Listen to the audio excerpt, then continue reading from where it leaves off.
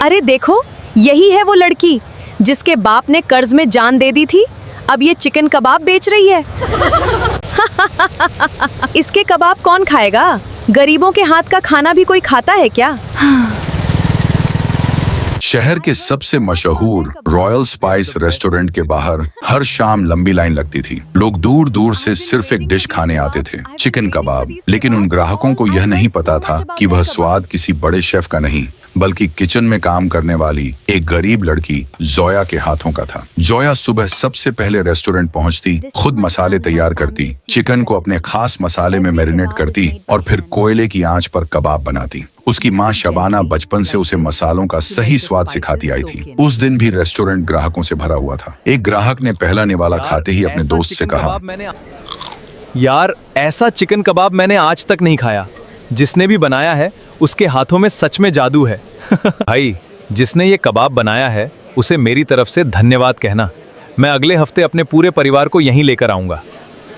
थोड़ी ही देर में कई टेबलों से एक जैसी बातें सुनाई देने लगी। रेस्टोरेंट का मालिक विक्रम मल्होत्रा ऑफिस में बैठा ये सब सुन रहा था। उसने मुस्कुराते हुए मैनेजर से पूछा, आज फिर वही चिकन कबाब सबसे ज्यादा बिक रहा है? जी सर, लोग सिर्फ उसी के लिए लाइन लगा रहे हैं और उसे बनाती है जोया। विक्रम ने पहली बार किचन की तरफ देखा। उधर रेस्टोरेंट का हेड शेफ राकेश ये सब सुनकर अंदर ही अंदर जल रहा था। उसे बिल्कुल पसंद नहीं था कि एक साधारण लड़की की तारीफ उससे ज्यादा हो। राकेश ने मन ही मन सोचा, अगर यही चलता रहा तो लोग मुझे नहीं, जोया को याद रखेंगे। कुछ करना पड़ेगा। रात को रेस्टोरेंट बंद होने के बाद राकेश चुपके से स्टोर रूम में गया। उसने ताजा चिकन हटाकर उसकी जगह पुराना चिकन रख दिया। अगले दिन शाम को रेस्टोरेंट फिर ग्राहकों से भर गया। जोया ने बिना शक किए वही चिकन उठाया और कबाब बनाकर भेज दिए। कुछ ही मिनट बाद एक ग्राहक गुस्से में अपनी कुर्सी से खड़ा हो गया। उसने तेज आवाज में कहा, ये क्या खिला रहे हो? चिकन से अजीब सी बदबू आ रही है। पूरा रेस्टोरेंट शांत हो गया। विक्रम दौड़ता हुआ किचन में पहुंचा। राकेश ने मौका देखते ही कहा, सर, मैंने जोया को कई बार कहा था कि चिकन अच्छी तरह चेक किया करे, लेकिन इसने मेरी बात नहीं मानी। जोया एकदम हैरान रह गई। उसने घबराकर कहा, सर, मैंने तो हमेशा की तरह स्टोर से चिकन लिया था। मुझे नहीं पता ये कैसे हुआ। लेकिन विक्रम गुस्से में था। उसने जोया की एक भी बात नहीं सुनी। उसने सख्त आवाज में कहा, हमारे रेस्टोरेंट की बदनामी हो गई। आज से तुम्हारी नौकरी खत्म। अभी इसी वक्त यहाँ से चली जाओ। जोया की आंखों से आंसू बहने लगे। उसने आखिरी बार विनती करते हुए कहा, सर, मैंने कोई गलती नहीं की। बस एक बार स्टोर का कैमरा देख लीजिए, सच अपने आप सामने आ जाएगा। मैं नहीं मानता। विक्रम ने बिना उसकी तरफ देखे कहा, मुझे किसी कैमरे की जरूरत नहीं। मुझे सिर्फ अपना रेस्टोरेंट बचाना है। निकल जाओ यहाँ से। जोया अपना छोटा सा बैग उठाकर रेस्टोरेंट से बाहर आ गई। बाहर हल्की बारिश हो रही थी। उसके पास न नौकरी बची थी न पैसे। घर पहुंचते ही उसने देखा कि उसकी माँ तेज बुखार में चारपाई पर लेटी हुई थी। शबाना ने मुस्कुराने की कोशिश करते हुए पूछा, बेटी आज इतनी जल्दी कैसे आ गई? जोया ने अपने आंसू छिपाते हुए झूठ बोला, अम्मी, आज रेस्टोरेंट जल्दी बंद हो गया। रात को जब माँ सो गई तब जोया अकेली बैठकर रोने लगी। उसी समय उसकी नजर अपने पिता की पुरानी मसालों वाली डायरी पर पड़ी। डायरी खोलते ही पहले पन्ने पर लिखा था, जिस दिन लोग तुम्हें अपने लिए खाना बनाने से रोक दें, उस दिन अपने नाम से लोगों को खाना खिलाना शुरू कर देना। जोया उस लाइन को देर तक देखती रही। फिर उसने अपने आंसू पोंछे और धीरे से खुद से कहा, अब मैं किसी और के रेस्टोरेंट में काम नहीं करूंगी। कल से अपना चिकन कबाब का ठेला लगाऊंगी। लेकिन जोया को यह बिल्कुल भी नहीं पता था कि रेस्टोरेंट के बाहर खड़ा एक आदमी उसकी हर बात सुन चुका था। और उसी रात उसने किसी को फोन करके कहा, सर, लड़की अपना ठेला लगाने वाली है। अब आगे क्या करना है? अगली सुबह जोया सबसे पहले अपनी माँ के पास बैठी। उसने हिम्मत जुटाकर कहा, अम्मी, मैं अब किसी के रेस्टोरेंट में नौकरी नहीं करूंगी। अपना चिकन कबाब का ठेला लगाऊंगी। शबाना कुछ पल चुप रही। फिर उन्होंने धीमे से पूछा, लेकिन बेटी, ठेला आएगा कहाँ से? हमारे पास तो घर चलाने के पैसे भी नहीं हैं। जोया ने मुस्कुराने की कोशिश करते हुए कहा, अल्लाह ने हाथ दिए हैं अम्मी, मेहनत करेंगे तो रास्ता भी मिल जाएगा। शबाना उठी, कमरे के कोने में रखा एक पुराना लोहे का बक्सा खोला और उसमें से एक कपड़े की पोटली निकालकर जोया के हाथ में रख दी। जोया ने हैरानी से पूछा, ये क्या है? ये क्या है अम्मी? शबाना ने भर्राई आवाज में कहा, ये मेरी शादी के समय की आखिरी सोने की चूड़ियां हैं। तेरे अब्बू ने कभी इन्हें बेचने नहीं दिया, लेकिन आज तेरे सपने इनसे बड़े हैं, इन्हें बेच दे। जोया की आंखें भर आईं। उसने चूड़ियां वापस माँ के हाथ में रखते हुए कहा, नहीं अम्मी, ये अब्बू की आखिरी निशानी है, मैं इन्हें नहीं बेचूंगी। शबाना ने उसका सिर सहलाते हुए कहा, निशानियां अलमारी में नहीं, बच्चों की कामयाबी में जिंदा रहती हैं। ये सुनकर जोया खुद को रोक नहीं पाई और माँ के गले लगकर फूट फूट कर रोने लगी। अगले ही दिन चूड़ियां बेचकर जितने पैसे मिले उनसे जोया ने एक पुराना ठेला खरीदा, छोटा सा तंदूर लिया और अपने अब्बू की मसालों वाली डायरी के अनुसार मसाले तैयार किए। शाम को उसने सड़क किनारे अपना पहला जोया चिकन कबाब का ठेला लगाया, लेकिन 2 घंटे तक एक भी ग्राहक नहीं आया। पास वाले ठेले वाले हंसने लगे। एक ठेले वाले ने अपने साथी से कहा, देख लेना 2 दिन में ये ठेला बेचकर फिर नौकरी ढूंढती फिरेगी। दूसरे ने हंसते हुए कहा, आजकल हर कोई रेस्टोरेंट ओनर बनने का सपना देखता है। जोया ने उनकी बातों का कोई जवाब नहीं दिया। वह बस कोयले की आंच पर कबाब सेकती रही। करीब 1 घंटे बाद एक छोटा सा लड़का वहां आया। उसने डरते डरते कहा, दीदी बहुत भूख लगी है, लेकिन मेरे पास सिर्फ 30 रुपए हैं। जोया मुस्कुराई और बोली, पैसों की चिंता मत करो, पहले पेट भर कर खाओ।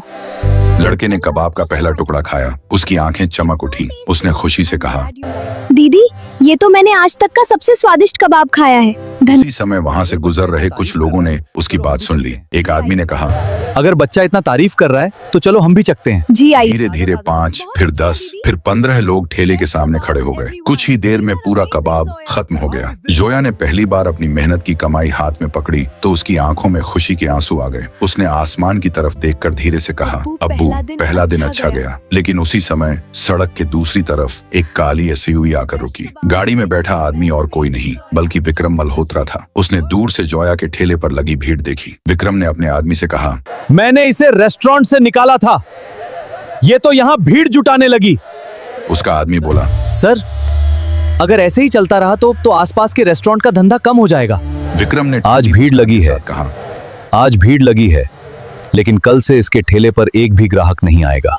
गाड़ी धीरे धीरे वहां से निकल गई और जोया को बिल्कुल भी अंदाजा नहीं था कि उसके असली संघर्ष की शुरुआत अब होने वाली थी। अगली शाम जोया पहले से भी ज्यादा उत्साह के साथ ठेले पर पहुंची। उसने अपने अब्बू की डायरी खोलकर वही खास मसाला तैयार किया और कोयलों पर चिकन कबाब सेंकने लगी। कुछ ही देर में खुशबू पूरे इलाके में फैल गई। कल वाले कई ग्राहक फिर लौट आए। एक ग्राहक ने अपने दोस्त से कहा, कल वाले कबाब यहीं के थे, आज तो पूरे परिवार को लेकर आया हूँ। वाह, दूसरे ग्राहक ने मुस्कुराते हुए कहा, अब तो हर रविवार यहीं खाना खाएंगे, रेस्टोरेंट जाने की जरूरत ही नहीं पड़ेगी। हाँ बिल्कुल सही। जोया के चेहरे पर मुस्कान आ गई। उसी समय एक फूड ब्लॉगर वहां पहुंचा। उसने मोबाइल निकालकर वीडियो बनानी शुरू कर दी। उसने कैमरे की तरफ देखकर कहा, दोस्तों आज मैं आपको शहर के सबसे स्वादिष्ट चिकन कबाब खिलाने आया हूं।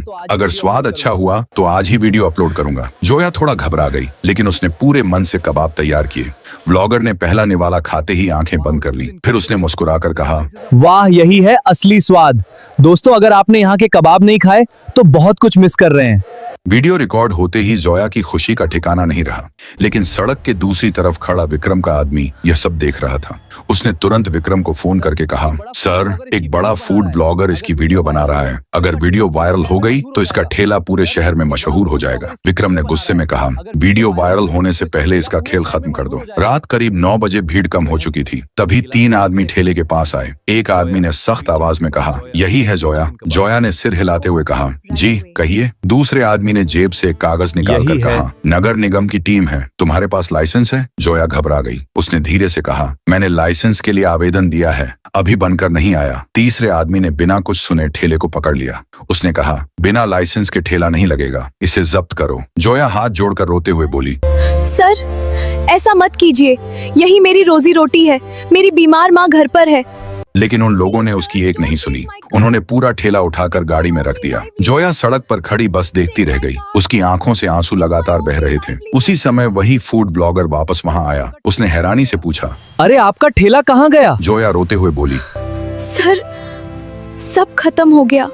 ब्लॉगर ने कुछ देर चारों तरफ देखा, फिर उसने सड़क के किनारे लगे एक सीसीटीवी कैमरे की तरफ इशारा करते हुए कहा, अगर मुझे गलत नहीं लग रहा तो इस कैमरे में सब रिकॉर्ड हुआ होगा। शायद किसी ने तुम्हारे साथ साजिश की है। जोया ने पहली बार उस कैमरे की तरफ देखा और उसके मन में उम्मीद की एक छोटी सी किरण जाग उठी।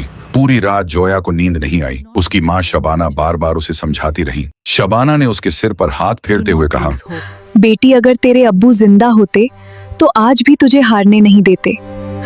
जोया ने आंसू पोंछते हुए कहा, अम्मी मैंने किसी का क्या बिगाड़ा है, लोग मेरे पीछे क्यों पड़े हैं?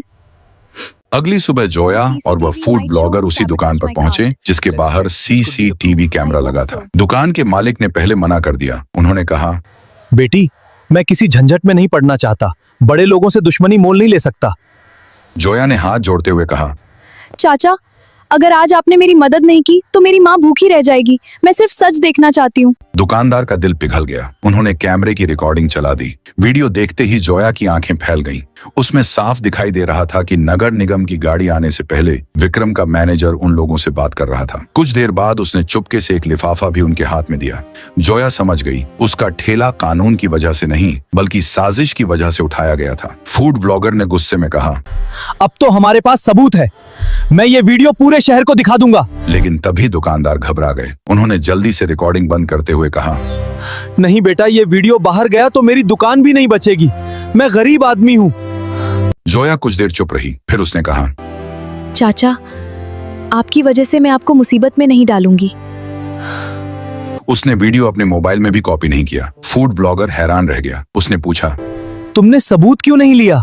जोया ने शांत आवाज में कहा, मैं अपनी लड़ाई किसी और की बर्बादी पर जीतना नहीं चाहती। उसी समय जोया के मोबाइल पर एक कॉल आया। अस्पताल से फोन था। नर्स ने घबराई हुई आवाज में कहा, क्या आप शबाना जी की बेटी बोल रही हैं? आपकी माँ की तबीयत अचानक बहुत खराब हो गई है। उन्हें तुरंत अस्पताल लाना होगा। जोया के पैरों तले जमीन खिसक गई। वह भागती हुई घर पहुंची। घर का दरवाजा खुला था। अंदर शबाना जमीन पर बेहोश पड़ी थी। जोया रोते हुए बोली, अम्मी, आंखें खोलिए, मुझे अकेला छोड़कर मत जाइए। पड़ोसियों की मदद से वह मां को अस्पताल लेकर पहुंची। डॉक्टर ने जांच करने के बाद गंभीर आवाज में कहा, इनका तुरंत ऑपरेशन करना पड़ेगा। कम से कम 5 लाख रुपए का इंतजाम कीजिए। देर हुई तो हम कुछ नहीं कर पाएंगे। 5 लाख? जोया के पास तो 5,000 रुपए भी नहीं थे। वह अस्पताल के बाहर बैठकर फूट फूट कर रोने लगी। उसी समय एक काली लग्जरी कार अस्पताल के सामने आकर रुकी। कार से उतरकर एक सूट बूट पहने आदमी सीधा जोया के पास आया। उसने मुस्कुराते हुए कहा, अगर मैं तुम्हारी माँ के इलाज का पूरा खर्च उठा दूं, तो बदले में तुम्हें सिर्फ एक छोटी सी शर्त माननी होगी। जोया ने आंसू भरी आंखों से उसकी तरफ देखा और जैसे ही उसने उस आदमी का चेहरा पहचाना, उसके चेहरे का रंग उड़ गया। वह आदमी विक्रम मल्होत्रा था। विक्रम मल्होत्रा जोया के सामने खड़ा था। उसके चेहरे पर मुस्कान थी, लेकिन उस मुस्कान के पीछे एक चाल छिपी हुई थी। जोया ने गुस्से से कहा, आप यहाँ क्यों आए हैं? विक्रम ने शांत आवाज में कहा, मैं दुश्मनी निभाने नहीं, एक सौदा करने आया हूँ। जोया ने तिरस्कार से उसकी तरफ देखा। मुझे आपसे कोई सौदा नहीं करना। विक्रम ने डॉक्टर की तरफ इशारा करते हुए कहा, अभी डॉक्टर ने 5 लाख रुपए मांगे हैं, तुम्हारे पास है? जोया चुप हो गई। विक्रम ने जेब से चेकबुक निकाली और कहा, मैं अभी पूरे पैसे दे देता हूँ। तुम्हारी माँ का ऑपरेशन भी हो जाएगा। जोया की आंखों में उम्मीद की एक किरण जगी, लेकिन अगले ही पल विक्रम ने अपनी शर्त सामने रख दी। उसने ठंडी आवाज में कहा, आज के बाद तुम कभी चिकन कबाब नहीं बेचोगी, ना ठेला लगाओगी, ना रेस्टोरेंट खोलोगी। हमेशा के लिए ये सपना छोड़ दोगी। जोया के चेहरे से मुस्कान गायब हो गई। उसे लगा जैसे किसी ने उसके पिता का सपना उसके सामने कुचल दिया हो। उसने धीरे से पूछा, आपको मेरे एक छोटे से ठेले से इतनी परेशानी क्यों है? विक्रम हल्का सा मुस्कुराया, क्योंकि तुम्हारे हाथ का स्वाद मेरे करोड़ों के बिजनेस के लिए खतरा बन सकता है। ये सुनकर जोया को पहली बार समझ आया कि उसकी नौकरी जाना, ठेला उठना, सब एक ही साजिश का हिस्सा था। तभी डॉक्टर बाहर आए। उन्होंने गंभीर आवाज में कहा, समय बहुत कम है। अगर 1 घंटे में पैसे जमा नहीं हुए तो ऑपरेशन करना मुश्किल हो जाएगा। जोया की आंखों से आंसू बहने लगे। एक तरफ माँ की जान, दूसरी तरफ उसके अब्बू का सपना। उसका दिल और दिमाग दोनों लड़ रहे थे। वह अस्पताल के मंदिर के बाहर बैठ गई। उसे अपने पिता की आखिरी बात याद आई, बेटी, मेहनत का रास्ता कभी मत छोड़ना, चाहे कितनी भी मुश्किल आए। उसी समय शबाना की खांसी की आवाज अंदर से सुनाई दी। जोया दौड़कर वार्ड में पहुंची। शबाना ने कमजोर हाथ से उसका हाथ पकड़ा और कहा, बेटी, अगर मेरी जान बचाने के लिए तुझे अपना सपना छोड़ना पड़े तो मुझे मत बचाना। मैं नहीं चाहती कि तेरे अब्बू का सपना मेरी वजह से मर जाए। जोया फूट फूट कर रोने लगी। उसी समय अस्पताल के रिसेप्शन पर अचानक हलचल मच गई। एक आदमी तेजी से अंदर आया और रिसेप्शनिस्ट से कहा, शबाना जी के ऑपरेशन का पूरा खर्च जमा हो चुका है, डॉक्टर साहब को तुरंत बुलाइए। जोया हैरान रह गई। उसने दौड़कर पूछा, किसने पैसे जमा किए? रिसेप्शनिस्ट ने रजिस्टर देखा और कहा, जिसने पैसे जमा किए उसने अपना नाम बताने से मना कर दिया है। उसने सिर्फ इतना कहा है कि रिसेप्शनिस्ट ने मुस्कुराकर आगे कहा, उस लड़की से कहना उसके हाथों के चिकन कबाब ने कभी एक भूखे इंसान का पेट भरा था। आज उसी एहसान का छोटा सा कर्ज लौट आया है। जोया की आंखें फैल गईं। उसे तुरंत उस भूखे छोटे लड़के की याद आ गई जिसे उसने बिना पैसे लिए खाना खिलाया था। ऑपरेशन थिएटर के बाहर जोया बेचैनी से टहल रही थी। हर मिनट उसे 1 घंटे जैसा लग रहा था। करीब 3 घंटे बाद डॉक्टर बाहर आए। डॉक्टर ने मुस्कुराते हुए कहा, ऑपरेशन सफल रहा। अब खतरे की कोई बात नहीं है। ये सुनते ही जोया की आंखों से खुशी के आंसू निकल पड़े। उसने आसमान की तरफ देखकर धीरे से कहा, शुक्र है या अल्लाह। लेकिन उसके मन में एक ही सवाल घूम रहा था, आखिर उसकी मदद किसने की? 2 दिन बाद शबाना की छुट्टी हो गई। घर लौटते समय जोया ने अस्पताल के कैश काउंटर पर फिर पूछा। कैशियर ने कहा, बेटी, जिसने पैसे जमा किए थे उसने अपना नाम नहीं बताया, बस एक लिफाफा छोड़ गया था। जोया ने कांपते हाथों से लिफाफा खोला। उसके अंदर एक छोटा सा कागज था। उस पर सिर्फ एक लाइन लिखी थी, अच्छे इंसान की सबसे बड़ी पूंजी उसका अच्छा दिल होता है। हार मत मानना, पूरा शहर अभी तुम्हारे स्वाद से अनजान है। नीचे कोई नाम नहीं था। जोया उस कागज को बार बार पढ़ती रही। उसी शाम उसने फैसला कर लिया, मैं फिर से ठेला लगाऊंगी, इस बार कोई मुझे रोक नहीं पाएगा। अगले दिन उसने मोहल्ले से उधार लेकर एक पुराना ठेला खरीदा। इस बार उसने शहर की दूसरी सड़क चुनी, जहाँ विक्रम के रेस्टोरेंट का असर कम था। जैसे ही उसने कोयले जलाए, खुशबू हवा में फैलने लगी। एक रिक्शा चालक वहाँ रुका। उसने कहा, बहन, एक प्लेट देना, सुबह से कुछ नहीं खाया। जोया ने मुस्कुराकर कबाब परोसे। रिक्शा चालक ने पहला निवाला खाते ही कहा, बहन, अगर तू रोज यहीं मिलेगी तो मैं किसी रेस्टोरेंट में नहीं जाऊंगा। धीरे धीरे भीड़ फिर जुटने लगी। इसी बीच वही फूड ब्लॉगर फिर वहां पहुंच गया। उसने खुशी से कहा, मैं तुम्हें पूरे शहर में मशहूर करके रहूंगा। उसने लाइव वीडियो शुरू कर दिया। वीडियो में उसने कहा, दोस्तों, यही है जोया, जिसे कुछ लोगों ने रोकने की कोशिश की, लेकिन स्वाद को कोई नहीं रोक सकता। अगर असली चिकन कबाब खाना है तो यहीं आइए। लाइव वीडियो कुछ ही घंटों में हजारों लोगों तक पहुंच गया। शाम होते होते जोया के ठेले के सामने इतनी भीड़ लग गई कि लोगों को लाइन बनानी पड़ी। लेकिन सड़क के दूसरी तरफ अपनी कार में बैठा विक्रम ये सब देख रहा था। उसने गुस्से में अपने मैनेजर से कहा, अब ये लड़की सिर्फ मेरा बिजनेस नहीं छीन रही, मेरी इज्जत भी छीन रही है। मैनेजर ने धीरे से पूछा, सर अब क्या करें? विक्रम ने ठंडी मुस्कान के साथ कहा, अगर इसका स्वाद नहीं रोक सकते तो इसका नाम बदनाम कर दो। उसी रात शहर के सोशल मीडिया पर एक वीडियो वायरल होने लगा। वीडियो में दावा किया गया था कि जोया अपने चिकन कबाब में सड़ा हुआ चिकन इस्तेमाल करती है। वीडियो तेजी से फैलने लगा और अगली सुबह जोया के ठेले पर एक भी ग्राहक नहीं आया। सुबह से दोपहर हो गई, लेकिन जोया के ठेले पर एक भी ग्राहक नहीं आया। जो लोग रोज लाइन लगाते थे वे आज दूर से ही देखकर लौट जा रहे थे। एक आदमी ने अपने दोस्त से कहा, भाई, सोशल मीडिया पर वीडियो देखा था, कहते हैं इसके चिकन में गड़बड़ है। दूसरे आदमी ने कहा, सच झूठ नहीं पता, लेकिन रिस्क क्यों लें? जोया सब सुन रही थी। उसकी आंखें भर आईं, लेकिन उसने किसी से बहस नहीं की। दोपहर तक एक भी प्लेट नहीं बिकी। शाम को उसने सारे कबाब पैक किए और पास की झुग्गी में रहने वाले गरीब बच्चों में बांट दिए। एक बुजुर्ग महिला ने हैरानी से पूछा, बेटी, बेच क्यों नहीं रही? जोया ने हल्की मुस्कान के साथ कहा, अगर बिके नहीं तो कम से कम किसी भूखे का पेट तो भर। उसी समय वही फूड ब्लॉगर वहां पहुंचा। उसने उदास होकर कहा, जोया, मुझे पता है ये वीडियो झूठा है, लेकिन बिना सबूत के लोग मानेंगे नहीं। जोया ने शांत आवाज में कहा, अगर मेरा खाना साफ है तो एक दिन सच खुद सामने आ जाएगा।